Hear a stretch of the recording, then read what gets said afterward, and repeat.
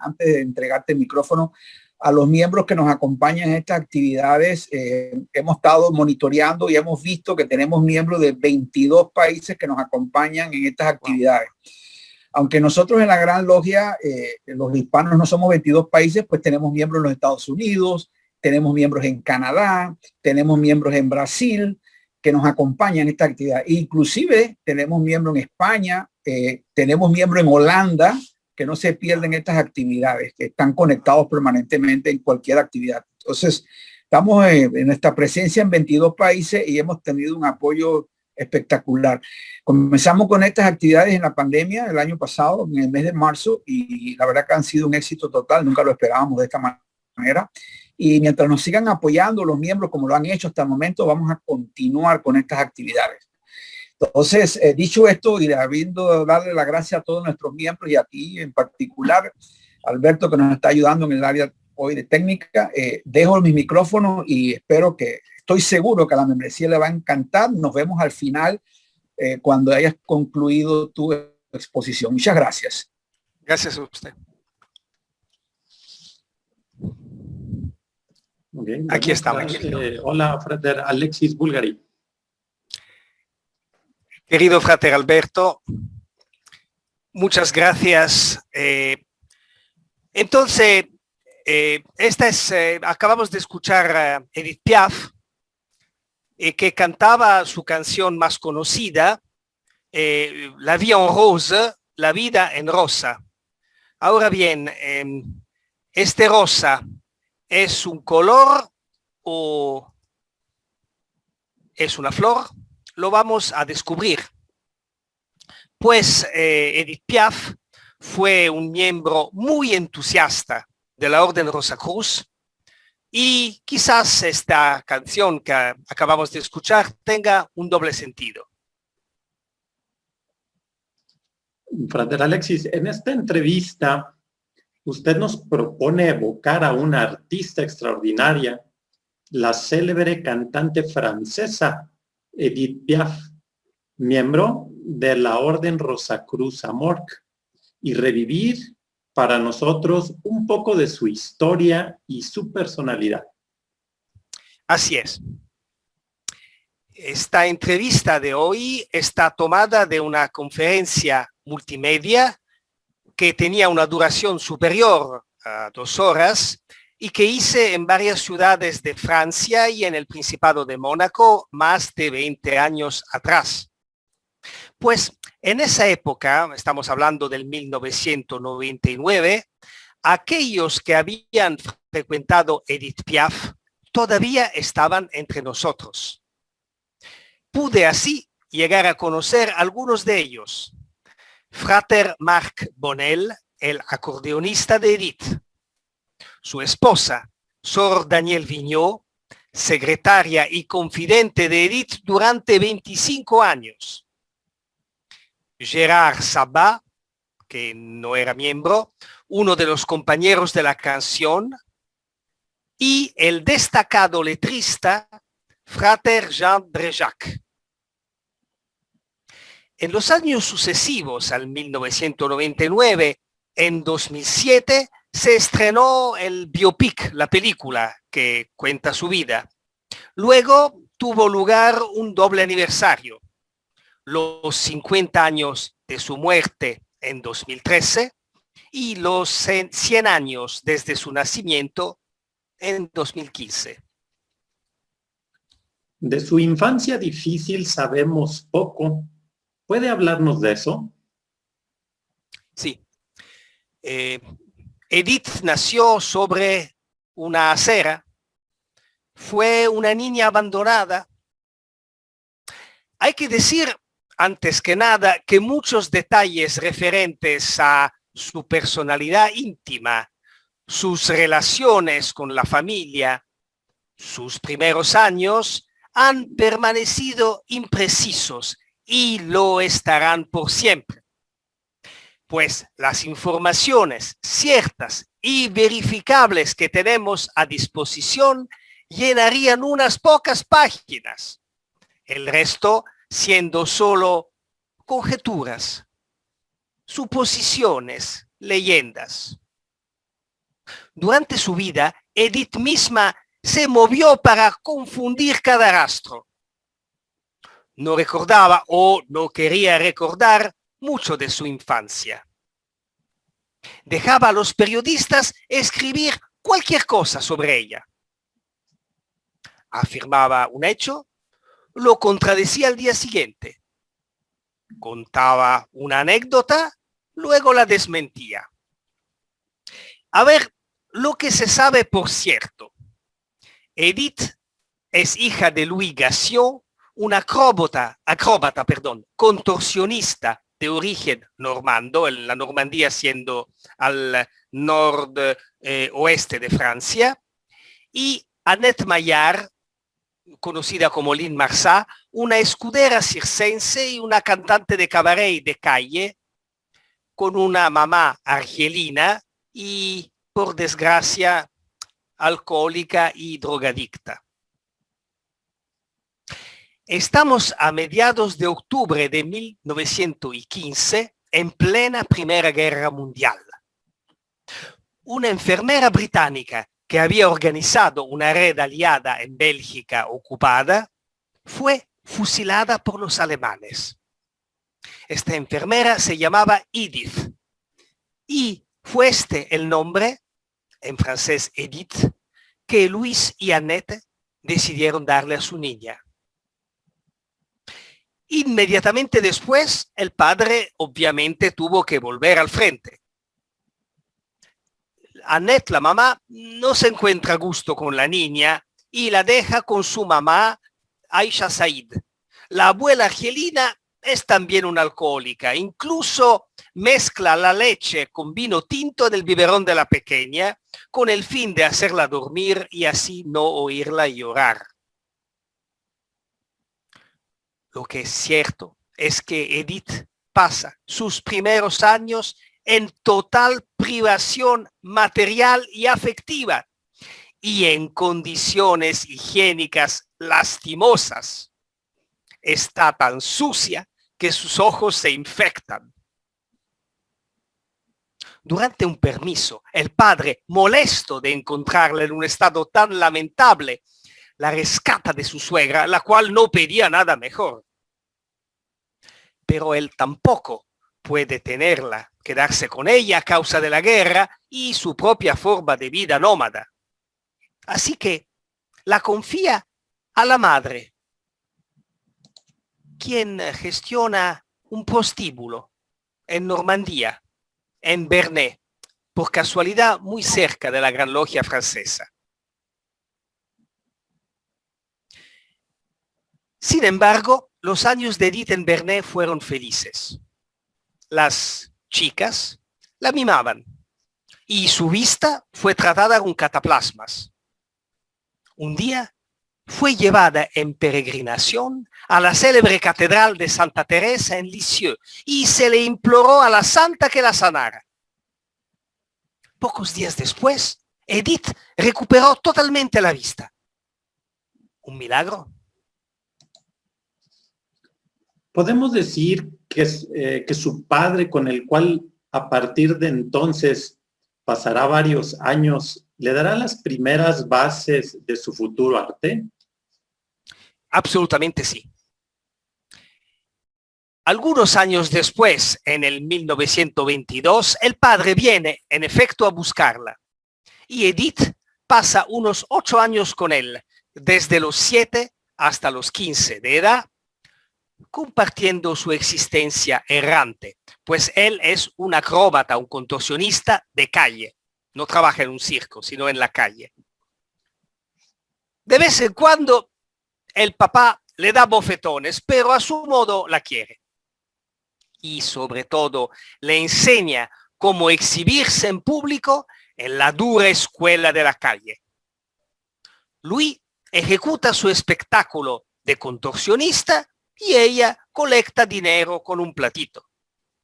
Un día, por casualidad, si queremos, el padre descubre que su hija tiene una bella voz, así que la integra a su espectáculo. ¿Cuál fue la primera canción que interpretó Edith? La Marsellesa, el himno nacional francés. La vida amorosa de Edith Piaf comienza con un drama que la marcará por el resto de su vida. ¿Puede contárnoslo? Sí, hemos visto que la infancia de Edith realmente fue terrible, muy infeliz. Ahora, cuando cumple 17 años, deja al padre y se pone por cuenta propia a cantar en la calle, sola o a dúo con su mejor amiga Simone, que tiene el apodo de Momón. Edith entonces conoce a un joven, llamado Louis Dupont, al cual se une sentimentalmente. De esta unión muy improvisada nace Marcelle, cariñosamente llamada Cécile. Y poco después, como era previsible, la pareja se separa. La niña Cécile tendrá un inicio de vida un poco bohemio, sin embargo, mucho más lleno de amor de lo que su madre había conocido. Pero el padre, Louis Dupont, no acepta la separación y mucho menos que Edith cante en la calle con el bebé en sus brazos. Así que la rapta, digamos, y se la llevó consigo. En aquel entonces, Marcelle tiene aproximadamente 2 años. Sin embargo, de repente la niña se enferma de meningitis. Cuando su madre llega corriendo, ya es demasiado tarde. Cécile fallece a la edad de 2 años y medio. Este recuerdo atormentará a Edith por el resto de la vida. Hoy, madre e hija reposan juntos en el cementerio principal de París. 2 encuentros cambiarán el destino de Edith, que aún no se llama Piaf. ¿Quiénes son los 2 personajes? Pasan unos años. Un día de octubre de 1935, Edith y su amiga Simone deciden probar cantar en los barrios destacados, a ver si consiguen cobrar un poco más. Descubren con asombro los Campos Elíseos y las elegantes avenidas cercanas. Así, en la esquina de la calle Troyon y la avenida MacMahon, Edith se para, canta. Alguien pasa, la escucha y la invita a una audición. Se trata de Louis Leplay, propietario de un club bien atendido en el 54 de la calle Charrot. Escuchémoslo. Algún día atrás estaba pasando por la calle Troyon. Sobre la acera cantaba una joven, una chica con una cara pálida y dolorosa. Su voz me llegó a las entrañas. Me conmovió, me trastornó. Hago una pequeña paréntesis. En la película sobre la vida de Edith Piaf, Louis Leplay es nada menos que un grandísimo actor francés, Gérard Depardieu. Bien, Leplay entiende enseguida que se trata de un talento extraordinario. Él va a ser su Pigmalión. Se vinculará a ella con afecto muy tierno y paterno, enteramente recompensado por su protegida, que lo llama mi papá Leplay. Leplay le construirá un repertorio de canciones adaptadas a su voz tan especial. Inventará un nombre de escena para ella, el de Môme Piaf. Môme significa chica, niña, y Piaf es el gorjeo del gorrión. Edith participará en un programa radiofónico, Radio Cité, donde el conductor le hará grabar el primer disco, Les Mômes de la Cloche, los chicos de la campana. Todo bien entonces, pero el destino golpea de nuevo. 6 meses después de estos acontecimientos, Le Play es encontrado asesinado en su propia casa. Contará que él lo había presentido y se lo había dicho unos días antes. Obviamente la policía la interroga e incluso la detiene por unos días. Luego, por falta de pruebas, la libera. Pero la prensa sensacionalista se enfurece contra ella, sino como la asesina, al menos la principal sospechosa. Hoy en día se considera que Edith no tuviera nada que ver. Aún así, él o los culpables nunca fueron encontrados. Después del asesinato de Le Play, un nuevo ángel custodio atravesará su camino y le dará un nuevo impulso. ¿Cuál fue este nuevo encuentro? Sí, exactamente. Un año después, un segundo ángel custodio entra en escena. Se trata de Raymond Asso, un letrista ya famoso. Huérfana de Le Play, Edith tiene necesidad de protección. Él acepta ayudarla, pero con una condición. Ella hará todo lo que él le dirá que haga. El nombre Môme Piaf, acuñado por Le Play, debe actualizarse. Asso lo retoca en Edith Piaf. Entiende como mismo Le Play antes que él que esta chica con una voz tan particular, tan extraordinaria, debe sí tener un repertorio adaptado a su vocalidad. Asso escribirá las palabras. Y para la música recurrirá a un monstruo sagrado, Marguerite Monod, niña prodigio, pianista genial, alumna de los dos más grandes pianistas concertistas franceses de inicio de siglo, Cortot y Boulanger. Marguerite también quería convertirse en concertista, pero su débil salud no se lo permitió, así que se involucró en la composición de canciones. Marguerite escribirá la música de obras maestras imperecedoras, entre las cuales El Legionario, Himno al Amor, Milord, Los amantes de un día. Edith rápidamente se vuelve célebre, pero precisamente entonces estalla la Segunda Guerra Mundial. Aquí una carta de Edith.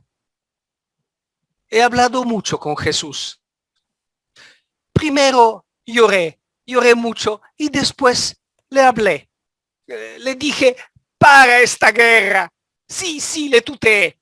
Y después miré sus pies, sus manos, su rostro, llenos de sufrimiento. Luego pensé en todo lo que había sufrido por nosotros sin estar resentido.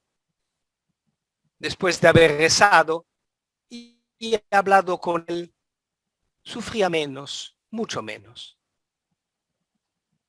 A medida que empeora el conflicto, Edith es capaz de continuar su carrera y bajo qué condiciones. A pesar de la guerra, Edith toca, canta, hasta mismo actúa en películas. Ahí sobreviene la ocupación alemana. La situación en París se vuelve difícil. Edith se mueve a Suiza, a Bélgica, y después se refugia en Zona Franca, el sur de la Francia, no ocupado. Incluso viaja a Alemania para cantar en los campos de prisioneros franceses. Esto está documentado, hay fotos. Se ha contado que ayudó a algunos presos a escapar haciendo fabricar documentos falsos. Algunos de sus colaboradores son judíos. Marcel Blisten, Michel Emer, Norbert Glasberg. Ella los ayudará a escapar, los esconderá, les dará dinero. Desde Marsella, donde se refugió, Michel Emer continúa enviándole canciones, es un compositor. Ella consigue hacerle llegar un adelanto sobre sus derechos de autor. Al final de la guerra, Edith es galardonada con la Cruz al Mérito y es en 1945, en la Liberación, que conoce a un hermoso joven de origen italiano de 23 años llamado Ivo Livi. Con su nombre de arte se volverá uno de los actores internacionales más conocidos, Yves Montand. Escuchémoslo. Cuando Edith cantó el acordeonista, me derrumbé. La miré fascinado. No quería llorar, pero al mismo tiempo lloraba, porque era fantástica. Obviamente terminé noqueado.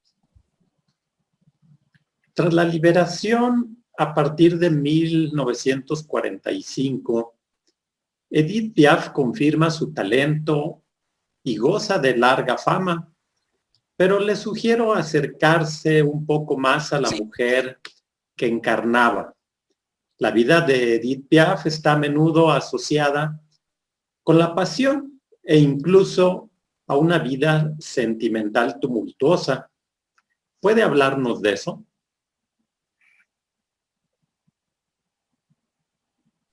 Con mucho gusto. Bueno, opino que debemos antes que nada erradicar la falsa convicción, la leyenda de que Edith fuese una devoradora de hombres. Pues ella se enamoró de verdad de todos aquellos con quienes tuvo una relación. A partir de los testimonios que recogí por boca de la pareja Bonnel y de Frater Jandré-Jacques, puedo declarar sin ninguna duda que Edith no se dio nunca a ningún hombre por puro deseo carnal, lo que es alguna cosa que muchos han declarado y escrito. Ella intelectualizaba sus relaciones y deseaba un hombre sobre todo por su gran necesidad de ser amada y protegida. No olvidemos la infancia privada de todo afecto que debió enfrentar. Así, cuando se sentía vibrar por un hombre hasta desearlo desde lo más profundo del alma, solo entonces se entregaba a él. Quería también subrayar que, contrariamente a algunos libros y películas que la relatan como alcohólica, drogadicta, vulgar y superficial, Edith era muy inteligente, culta, totalmente autodidacta, pues nunca había sido, lo hemos visto, escolarizada, como demuestra, por ejemplo, el estrecho intercambio de correspondencia con el célebre poeta, escritor y pintor francés Jean Cocteau.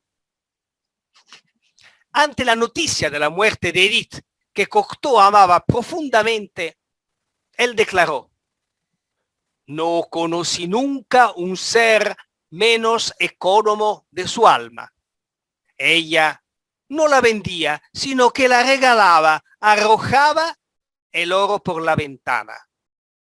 El dolor de esta pérdida podría incluso haber causado el infarto que golpeó mortalmente a Cocteau al día siguiente. Edith era entonces muy generosa, lo hemos visto, sabía también reconocer el talento y se comprometía plenamente para ayudar a quien lo merecía. Por ejemplo, Eddie Constantine, Charles Aznavour, los compañeros de la canción, Gilbert Bécaud, Yves Montand, Georges Moustaki. Voy a decir dos palabras sobre su voz. Técnicamente hablando, no es muy bella, a menudo no es tampoco muy entonada.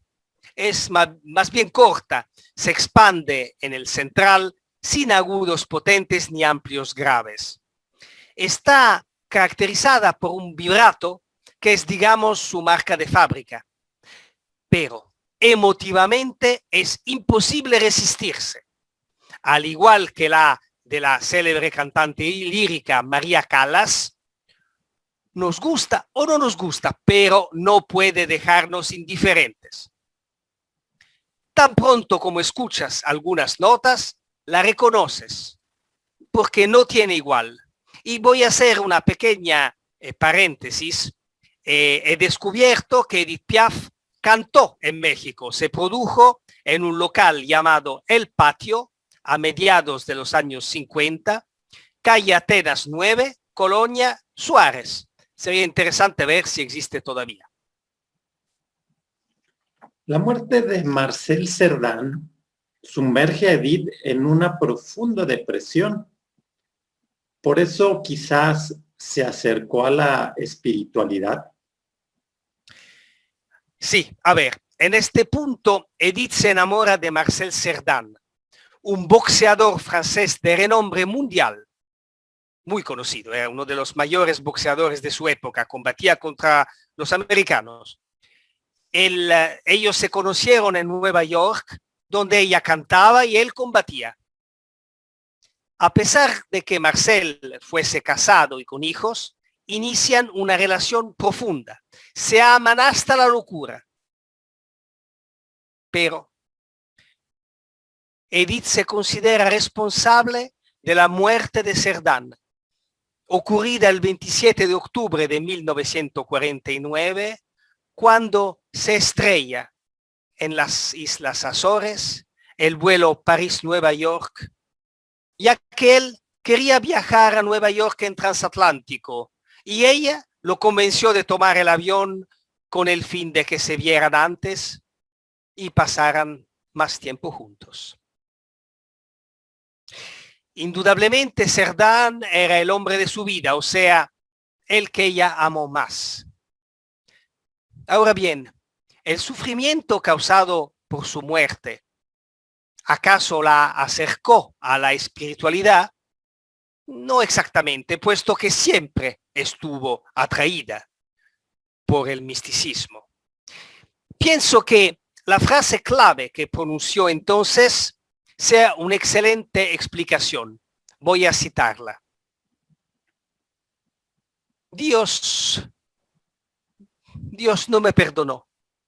Sin embargo, Él debe tener sus razones.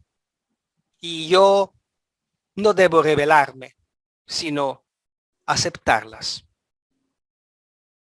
Bueno, Edith se hace muchas preguntas a las cuales no encuentra respuestas. Y así se acercará al portal de la antigua y mística Orden Rosacruz, pues ella quiere entender por qué alguien como ella, que siempre hizo el bien, es tan despiadadamente perseguida por el destino. Dicho eso, no se volvió enseguida miembro de la orden. Hará la solicitud en el 1955, pero se quedará miembro hasta su muerte. Los amigos, los estrechos colaboradores, notan entonces un profundo cambio de carácter. Nuestras enseñanzas calman su mente atormentada, le proporcionan muchas explicaciones a esas que definía injusticias, permitiéndole experimentarlas internamente. ¿Qué puede decirse acerca de la membresía de Edith Piaf en la antigua y mística Orden Rosacruz? Edith y la Rosacruz. Cada miembro de la orden, casi tan pronto como se vuelve tal, descubre que está en el dominio de la vida, por ejemplo, que Edith Piaf, podemos decir, era una de nosotros. Hace más de 20 años, cuando estaba preparando esta conferencia, un día le dije al gran maestro de Francia, muy venerable gran maestro, todos nosotros sabemos que Edith era miembro, pero si lo declaro en público, alguien, porque hacía conferencias públicas, no solo con miembros, hacía conferencias con personas de toda clase. Entonces, si lo digo, lo declaro en público, alguien podría levantarse y decirme, ¿puedes demostrarlo? El gran maestro me respondió enseguida, pero cierto, nosotros tenemos su solicitud de afiliación escrita, firmada de su puño en nuestros archivos. En tal caso, muy venerable Gran Maestro, ¿podría usted amablemente sacarla de nuestros archivos y enviarme una foto? Pues la proyectaré en pantalla de modo que nadie tenga dudas. Es así que la solicitud de afiliación de Edith Piaf, que vamos a ver ahora, salió por primera vez de nuestros archivos. Pero este valioso documento no me bastaba. Quería encontrar a las personas a través de las cuales Edith se había vuelto Rosacruz. Sabíamos quiénes eran: Frater Marc y soror Daniel Bonnel, marido y mujer, su acordeonista y su secretaria personal. Fui entonces a conocerlos cerca de Tolosa, donde vivían. Les recuerdo que Tolosa es la ciudad a donde se inició nuestro primer imperator, Frater Harvey Spencer Lewis. Fui entonces a verlos. Ellos no habían hablado del asunto hacía casi 40 años y quedaron muy conmovidos. Habló primero Frater Marc. Escuchémoslo. Después de la muerte de Cerdán, Daniel y yo pensamos, debemos levantarla, debemos hablarle de la Rosacruz, le hará bien. Daniel, hazlo tú. Así que mi esposa fue la primera. Le susurró algunas palabras al oído, le dijo: sabe, Edith, existe una escuela de espiritualidad de la cual Marc y yo somos miembros. Le haría bien en este momento tan difícil. Desde entonces Edith quiso saber más, pero no se volvió prontamente miembro. De vez en cuando nos hacía preguntas a mí o a mi mujer. Por ejemplo, nos contaba algo que la atormentaba y luego: ¿y tú, siendo Rosacruz, qué harías en esta circunstancia? Luego un día nos llamó a ambos y dijo: decidí, quiero volverme Rosacruz. Y lo siguió siendo hasta su muerte. Ahí empezó a hablar soror Daniel. Una vez hecha miembro, en consonancia con su carácter ardiente y apasionado, estuvo algo fanática. Tan pronto como conocía a alguien nuevo, le decía con su inequívoco acento parisino: tú, ¿eres Rosacruz, no? Si no eres Rosacruz, nosotros dos no podemos ser amigos. Debes volverte Rosacruz, ¿verdad que sí? Mira, Daniel, ven aquí, explícale a este señor cómo se hace. Antes de despedirme de Frater Marc y soror Daniel, les dije: ¿me permitirían tomarles una foto recuerdo? Sí, por supuesto, vamos al jardín. Marc quiso tomar su histórico acordeón con el cual había tocado tantas bellas canciones. Frater Alexis, no tenemos rosas, pero aquí está bien. Tómanos la foto cerca de estas flores.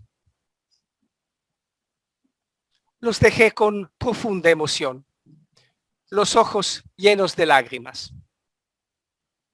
Frater Marc falleció 3 años más tarde y soror Daniel en el 2012. El carácter íntegro y pasional de Edith Piaf se manifiesta así en una búsqueda espiritual que puede ser rastreada en unos textos que interpreta a partir de entonces. Sobre este punto, ¿qué puede decirnos? Sí, tengo algo que decir. Escuchemos a su letrista, Frater Jean Drejac, después de convertirse en miembro, Edith amaba decir: yo no soy Rosacruz desde hace mucho tiempo, pero solo de hecho, pues en realidad lo era ya desde antes.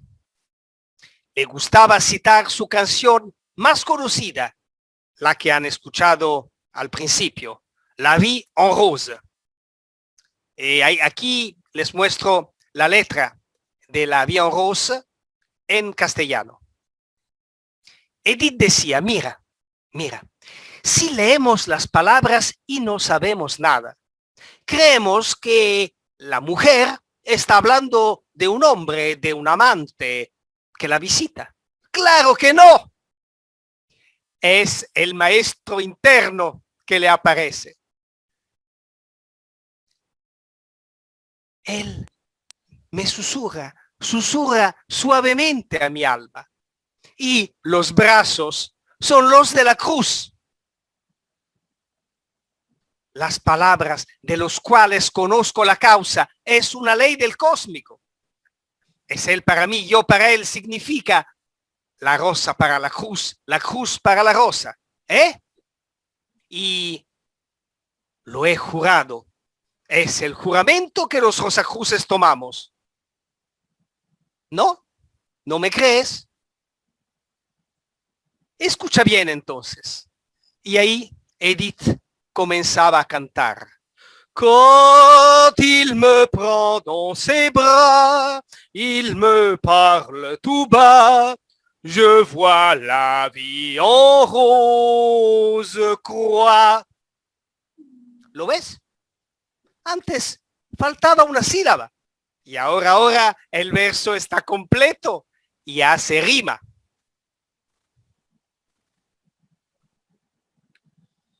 Entonces, fue testimonio de este periodo de renovación espiritual el frater Jean Drejac, que se volvió Rosacruz gracias a Edith y que fue también él miembro hasta la muerte en el 2003. Edith le pedirá escribir la letra de Soudain une vallée, que quiere decir de improviso un valle, describiendo así de forma imperecedera la emoción que ella experimentó cuando, progresando en el estudio de nuestras enseñanzas, logró sentir las primeras ondas del estado de armonía interior que nosotros llamamos paz profunda.